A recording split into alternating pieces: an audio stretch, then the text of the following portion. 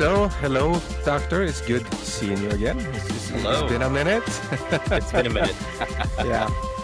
Yeah. So a couple of months ago, we decided to start a show basically where we unbox or dissect some of your competitors or peers or colleagues, different names, but nice guys or women most of the time. At least I think so. And since that, we kind of made a list of people we want to talk about. So we're going to talk about Carl Jung. There's a lot of people we're going to be talking about, but we're going to start off with Tony Robbins. And we're going to start off with Tony Robbins because you have just been to one of his seminars. Can Yes. you can you elaborate? Can you tell us something about that and how that was? Yes, absolutely. Tony Robbins is a mentor to me, and so is Jim Rohn, who was his mentor. So I've always planned for many years to attend one of his events. It's called Unleash the Power Within.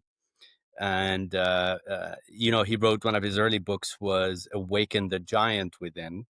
And he's been doing Unleash the Power Within, believe it or not, for 45 years. So he has mastered it.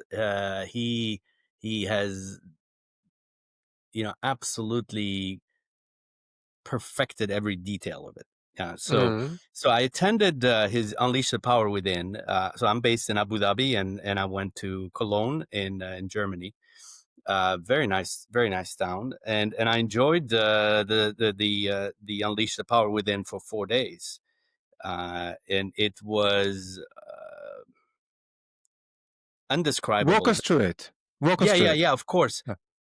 it's one of those events that, yes, of course, there's a lot of learning in it, but it's experiential, right? Mm-hmm. Like I said, he perfected this event, so he walks all 13,000 attendees through a process of coaching, um, including their state, their physical state, our physical state. So when I was there, he would um, through guided meditation, sometimes through guided um, how do I say, energetic expressions of the self. Remember, he wants to unleash the power within, and he and there's a lot of music also in between the talks, and of course there's talks where he explains his principles, and how he gets to improve the quality of people, getting them to the next level. So Tony Robbins is all about unleashing the power within and allowing individuals to go to the next level, preferably what he calls from excellent to outstanding. So Mm. he goes for broke. He goes for the top.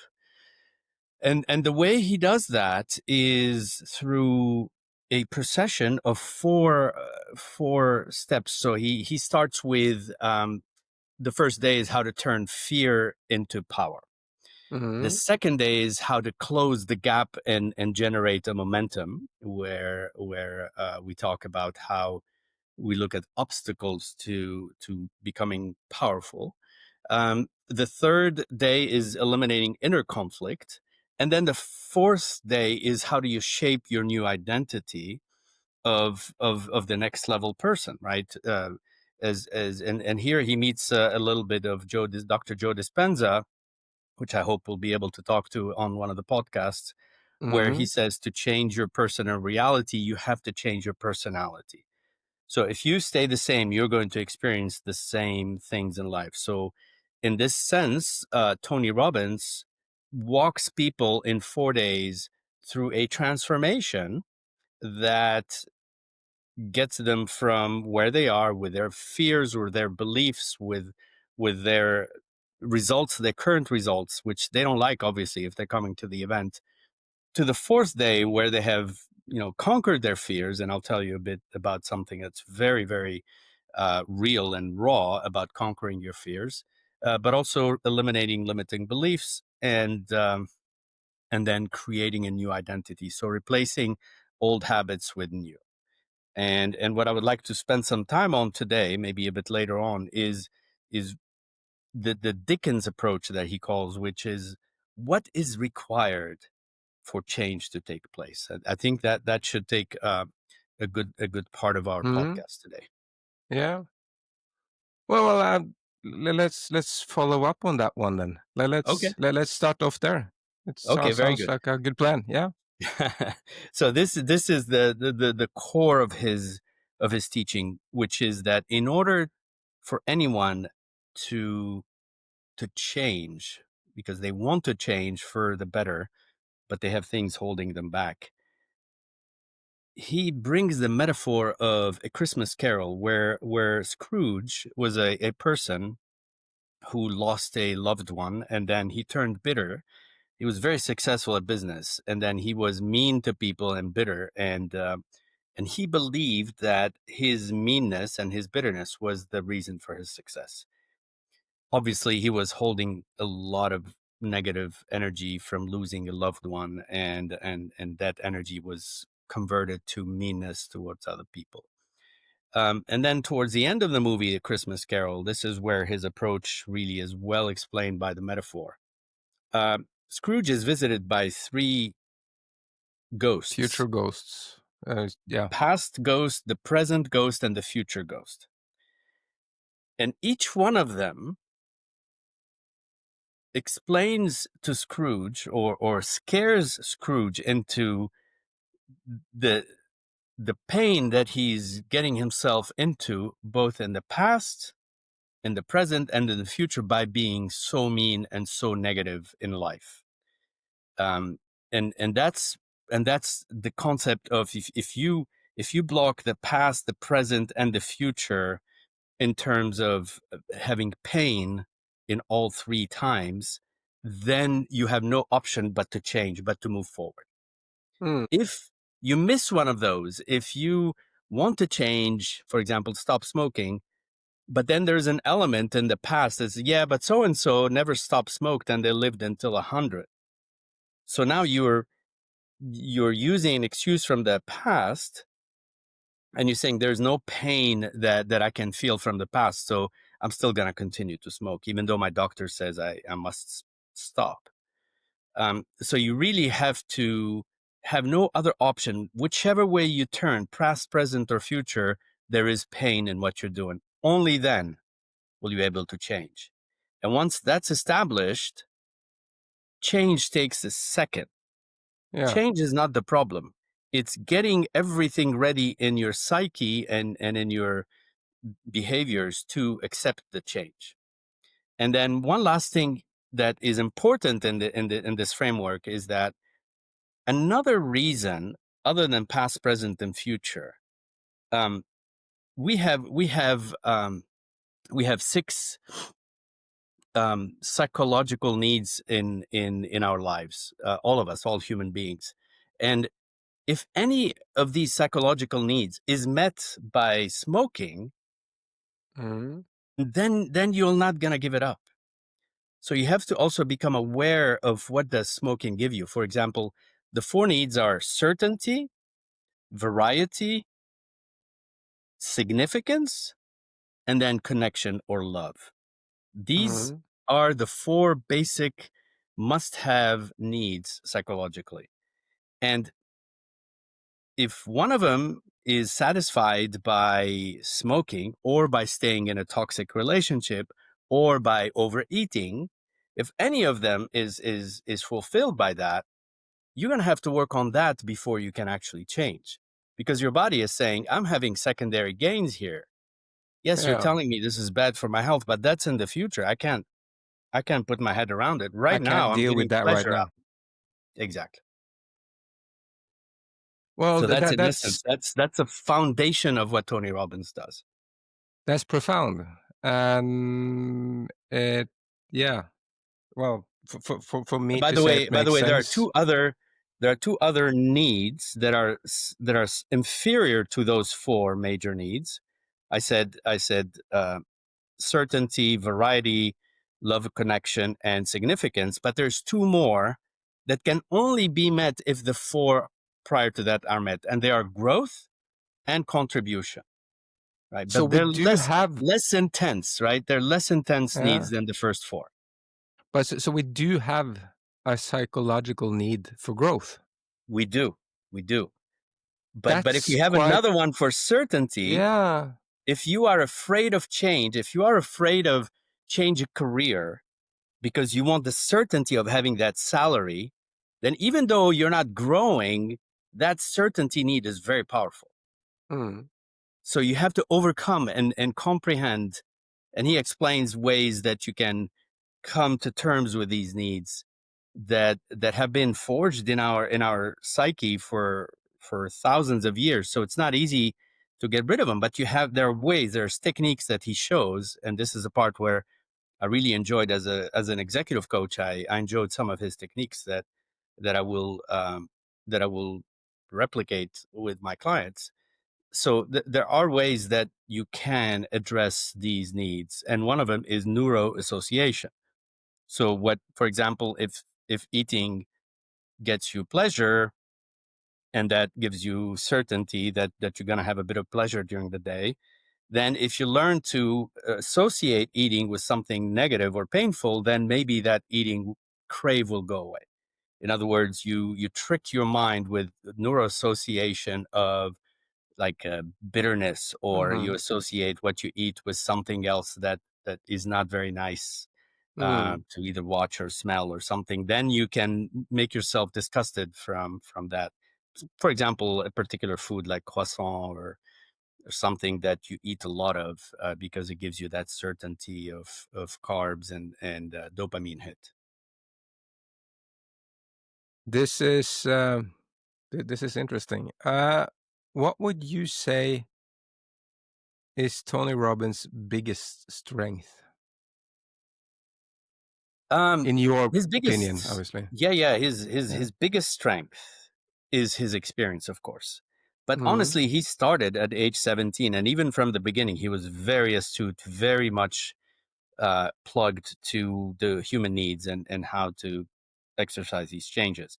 But he said it himself in the 4 days. He says, I have seen so many hundreds of thousands of people that in my mind, all the different manifestation of problems and addictions and and and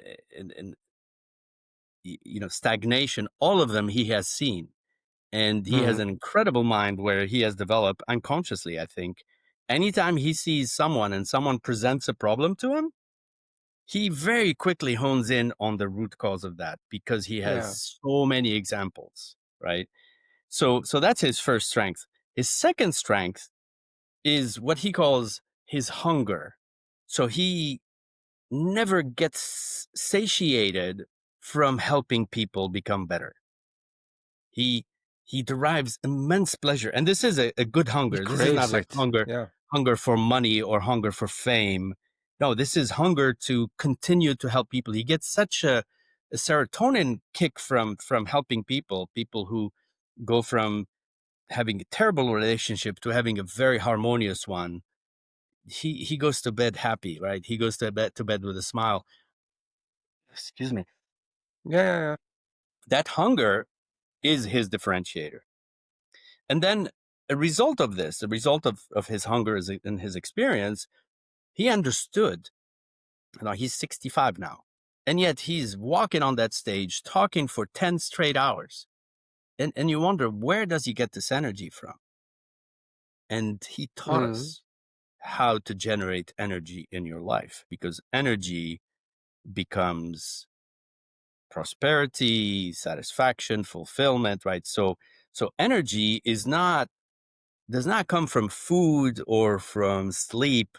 Yes, of course you need calories and all, but you could stuff yourself with energy with food and then have zero energy because you are not in balance. So of course you have to eat properly and you have to sleep properly, but the key to generating energy is to learn how to put yourself in what he calls a beautiful state. And a beautiful mm, state is a high energy state. It's a state where, for example, let's say you go to a wedding of someone who you love, and the DJ is amazing, and towards the end of the party, like the family or the two families start really bonding on the dance floor, and people are dancing without any restraint, and their arms and their legs are all over the place. Each person is become in a beautiful state, meaning that they are happy, they're moving, they're dancing, they're listening to music, they're with loved ones, and their state becomes high energy.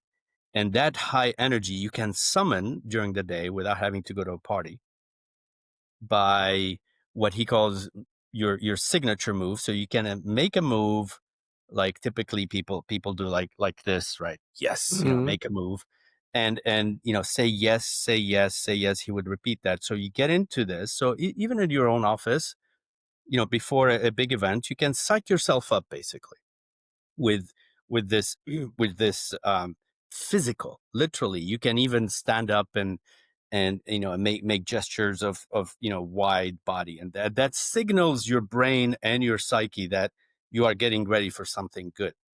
And I give you the best example that everybody will relate to, especially if you're into rugby, is the haka dance. The haka dance is the ultimate putting the whole team in a beautiful state before the game. Mm.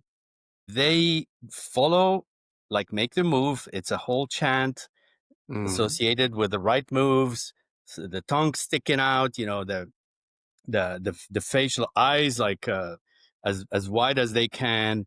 They're trying to intimidate the opponent, with a rhythm, with the eyes, with the tongue, with the sounds against their arms, their elbows, their knees, their thighs. That haka dance is the best layman example of how Tony Robbins teaches or shows his disciples how to put themselves in a good state. And even the haka dance works. For me, Mm. sometimes I would just listen for 3 minutes of a haka dance, and I'm pumped up and I'm ready. That's a state, right? Because it actually does something to me where it's like, wow, these people are so energetic and so pumped up, and it's contagious. And then I go to They a meeting and I'm in a better shape, as if I was going to the All Blacks were going to beat the Australians or something. they actually used that in the Wolf of Wall Street. They So I did. think I think that's one of the things that Yeah, kind with of Michael Douglas, right? yeah, and it snuck into to several major companies on Wall Street. All the movies from back in the 80s and 90s, they have some reference to that, or maybe That's it's in true. the late 90s or something. That's very true. Very true. So Yeah, that a lot it of just examples in proves, Hollywood. yeah, Yeah, but it proves this is probably people that have been inspired by Tony Robbins. but very possibly. I'm gonna guess that, as just as a wild But guess, he but it didn't makes invent sense. it. Yeah. He didn't invent No. it because the Aborigines of Australia or New Zealand have been It was doing New it, Zealand. way Yeah, it before was New New Zealand. Zealand in this case, way before Tony Robbins. Mhm. So Yeah. he also gets the attendees to walk on fire, and hundreds of traditions have walking on fire. So Mm. he didn't invent this; he just got inspired from it, and he turned it into from traditional to something modern that 21st century people can use today. So can we say that Tony Robbins is one of those people that has managed to, use historical, traditional, cultural, uh you have the same in the Indian society with the drums, the rune drums and stuff like that. Indians, Laplanders, the Sami people, Scandinavia, similar things. And he has that on one side. And I distinctly remember you saying something about Carl Jung. I don't know if that was related. I think you said something related to Tony Robbins somehow. I don't quite remember that. But still, it feels like and neuralistic programming. That's quite Neuroassociation. modern, yeah. It is very But modern. still, yeah. It is very So he modern. Yeah. He's linking up a lot of stuff. He's linking what has worked for millennia in the world, Mm, like tribes going into war, right? So they wanted to win, mm, and they would have yeah, this. They would have these rituals before war to get it's not fun to go into war. You may die, right? So, so mm, they have to really get the army, get the yeah, army yeah. into a state where they're willing to die, right? And that Still using requires a drums. higher state of being. It Mm, requires a purpose, a why, whether it's religion or nation or our wives and children are going to be attacked if we don't win this. There was there's another uh, there's a North African leader or war leader who had a huge motivation speech to his army when they landed in Spain to conquer or to reclaim. mm. I don't recall. And then he burnt his ships, and he says, "Okay, the enemy's Yeah, in I heard front of that. you, the sea is behind you." And then he riled them up. And by the time he was done with his motivational speech, they were all like ready to go, and they fought. And one warrior in such a high state is equivalent to 2 to 3 warriors of a normal army that just marches on like the Romans or um, the Carthaginians also were lesser in number than the Romans, but somehow they won a lot of battles. Yeah, but you can see it throughout history. The drums, Yes, for the example, drums. the Yes, drums of war. the Everyone's heard the drums, expression, the the drums of flags. war. Like the Yeah, flags hold the flag. Who's holding the yeah, the flag? And symbols. the symbols of power, the symbols of invincibility. Um, yeah, the pagans had a lot of rituals before where they would slaughter an animal and drink the blood. Hello there. Or the Maasai, they before they send a teenager to go kill a lion, which back in the days that was the way they made it into adulthood. They would Mm, put them in a state, right? You don't just send the kid to the jungle. They would put them in a state. They make them drink, cow blood yeah, straight from the cow. They would dance around the fire. So mm. all of these circles and fire and drums and rituals and dresses have been around for millennia, and there is a purpose for that. It's not just beautiful or just No, no, no, ornament. no. It actually gets the human psyche to a place. The fire plays an important role in this, and a lot of them uh, would uh, would have these shamans get into a heightened state and then walk on coals as if it was Mm. just rocks, right? Hot burnt History coals. proves him right, Yes, basically. yes, yes. Actually, at the end of the first day, so that he nips it in the bud, to really materialize the lack of fear that they have gained from day one, all 13,000 attendees line up. There's 35 lines in a big parking lot, and they all get in this heightened state and they walk on coals. And the next day, when they come into the room, and I was one of them, you feel like you've conquered everything. There's no fear. There's nothing that you cannot conquer if you can walk on 1200 Celsius coals. And And it makes the sense. heightened state allows you to do that. So what he actually managed to do is to prove himself right physically throughout the seminar. Um, s- all the people that go to the seminar, Yeah. they already know he's right, right? So Mm, he's got such a reputation, with coaching Bill Clinton, Michael Gorbachev, Princess Diana, Mother Teresa, Nelson Mandela, Leonardo DiCaprio, Serena Williams. He is the most famous coach in the world, and mm. he has yet to not get his results.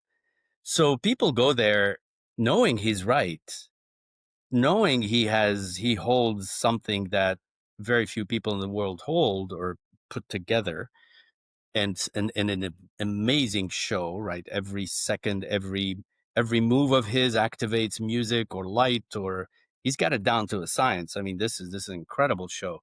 So all he's trying to do is to reach as many hearts as possible in the 13,000. Um, he says it himself. If you're in the game for yourself, you're dead. It has Mm. to be everything has to be for a purpose or for serving people or for the sake of God or grace. He calls it grace. Whatever is important for you, whatever you do has got to be for that thing that's bigger than you. He uses an expression: if you stay in your head, you're dead. And he says anxiety comes from doing everything just for yourself. The minute you Mm. start doing things for the bigger cause, you don't have anxiety anymore. Can you see me? I see it's kind of I can frozen. see you. You can see Yeah, me. your Yes. your Okay, your very good. picture froze. No, but it's It it's it's, froze for it's a second. moving a Yeah, little very good. bit, and Very good. you're back, and you're back. This is the thing about the system that we're using. It doesn't matter. It fixes it. Very good. So Thank you. this is not a problem. Uh, okay, so well, we have established so far that to listen to Tony Robbins is probably a good idea. Highly recommended. Yeah, highly recommended. So, okay, for you as a professional, is it something that you learned in those 4 days that you will bring into your work as an executive coach? Absolutely. Absolutely. Um, I went to the event for two reasons. One is just to let it wash over me, to get the Tony Robbins coaching and the Tony Robbins techniques and magic working on me. Mhm. But also, I'm going as a seasoned executive coach. I wanted to learn from the best.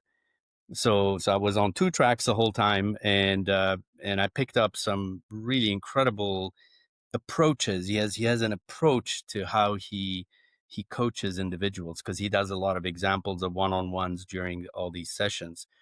And I certainly intend to use these with my clientele. I feel like it enriches it enriches my practice, and it serves my clients very well. So he is very, very clear that the state is important. So this is something that I need to get my clients to understand, that if they're in a negative mood, or if they're in a low level of energy, they should not do any big decisions or anything significant in their life. They need to switch state.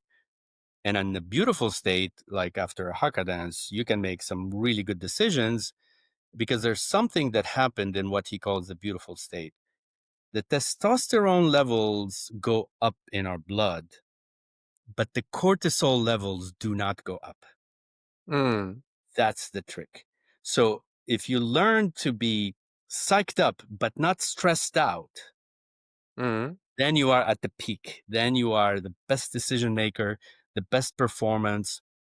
Um, in gymnastics, you can be at your best because you put yourself in that state. Because the testosterone, and this is for men and women, we all have it when it comes to such performance. It goes up, and with it comes alertness, dexterity, coordination, and stamina.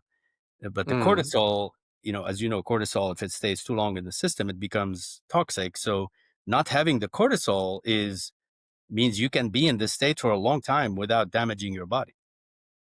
That's amazing. That's okay. So that makes perfect sense with the haka dance then. It does. That's what they're doing. They're pumping up their testosterone, but they're not stressing out. They're taking the best out of the state. They are getting pumped up and excited while entering their comfort zone. Yes, yes. That actually, this curve here shows shows the bored, alert, and stressed. So it puts them in the alert, which is the peak of that curve, right? Mhm. You need to have just enough good stress to be in the peak. If you don't have Mm. enough stress, you're bored or you're complacent. If you have too much, then then you freeze, right? You become like freeze or flight or fawn, Fight or or flight. you run away from it. But when you're at the peak, so that peak of that curve, the top alertness is exactly when there's enough pressure that you're excited, you're aroused, and your testosterone goes up, but you don't allow cortisol to get into your system. It's this controlled stress. It's a desired controlled stress, because when you make a move, when you know jump and you make like high fists and high fives with people around you, you are creating a certain arousal, but it Mm. doesn't come with the negativity of being threatened, which kicks out the cortisol. And ironically, if the haka dance happens well, if they intimidate the opponent, then the opponent starts having cortisol in their blood. Now they might still have testosterone, but now there's a part in them. No matter, you see them like showing a very stern Mm. face, but there's something about a haka dance that gets to them deep down, and they start feeling threatened, and the cortisol comes out, which reduces the performance. Okay, I have this idea that we can probably stay here forever talking about these things, but I think we're going to start wrapping it up. We passed half an hour with some great margin. Is there any final thoughts you have? Any final advice you'd like to give to our listeners and viewers about Tony Robbins? Yeah. First of all, for all our audience, I would like to say that even putting Tony Robbins aside, this idea that we can succeed alone, that we can be lone warriors, and then with hard work and grit we can get there, it really takes a toll on a lot of people. I would say one message I would like to pass to all our audience is consult with people. Find mentors, find coaches, learn from the best, find the best coach you can find, so that they can show you what areas you are doing really well, which sometimes you don't even know about, and what areas you need to improve in, and they give you techniques on how to do it. You can save so much time by going to a professional and seeking to really fast forward and accelerate the process. So that's the first. It's a general one. It's not necessarily Tony Robbins. The second one I recommend about Tony Robbins is read his books. Read Awaken the Giant Within. It's still a very, very good book to read. It's a bit thick, but it's a very good book. And even if you don't go to Unleash the Power Within, which is, as I told you, is experiential, you actually feel things, and co-regulate with people next to you, sitting next to you.